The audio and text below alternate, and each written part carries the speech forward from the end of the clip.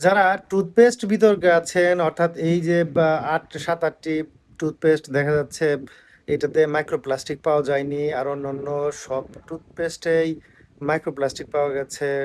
এখন অনেকেই ভাবছেন কোনটি দিয়ে ব্রাশ করবেন আর কোনটি দিয়ে করবেন না। তো এই বিষয়গুলো গবেষণা থেকে বেরিয়ে এসেছে। তবে আপনি আপনি আসলে কি করবেন? আপনি কি গাছের ডাল ব্যবহার করে দাঁত পরিষ্কার করবেন নাকি ব্রাশ ব্যবহার করে টুথপেস্টের মাধ্যমে করবেন? সেটি একান্তই আপনার ব্যাপার।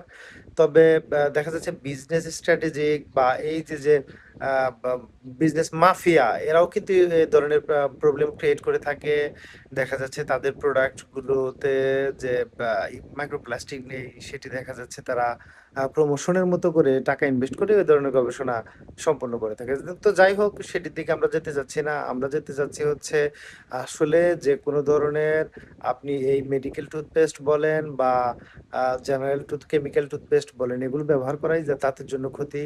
তো আপনি যদি দাঁত নিয়ে খুব বেশি সচেতন থাকেন আমি বলব অবশ্যই আপনি নিমের ডাল বা এগুলো এই জাতীয় কিছু ব্যবহার করুন। তাহলে দেখবেন দাঁত দীর্ঘদিন ভালো থাকবে। তো এটি কথা আসলে এটি নিয়ে এত বেশি মাতামাতি করার কিছু নেই।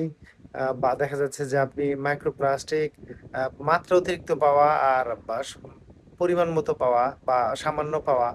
আসলে এই ব্যাপারগুলো নিয়ে এত চিন্তার কিছু নেই। আমরা প্রতিনিয়ত শাকসবজি খাচ্ছি, মাছ, মাংস, দুধ, ডিম বিভিন্ন কিছু খাচ্ছি। এই সবকিছুই দেখা যাচ্ছে ভেজাল যুক্ত। আসলে ভেজাল মুক্ত কোনো কিছু পাওয়া বাংলাদেশের মতো জায়গায় এটি খুবই বিরল ব্যাপার। তাই এই একটি ভেজাল নিয়ে এত বেশি চিন্তা না করে সবগুলো ভেজাল নিয়ে চিন্তা করে আপনি যদি অর্গানিক বিভিন্ন কিছু খাওয়া থেকে শুরু করে ব্যবহার করতে পারেন, তাহলে সেটিই হবে আপনার জন্য বেস্ট চয়েস।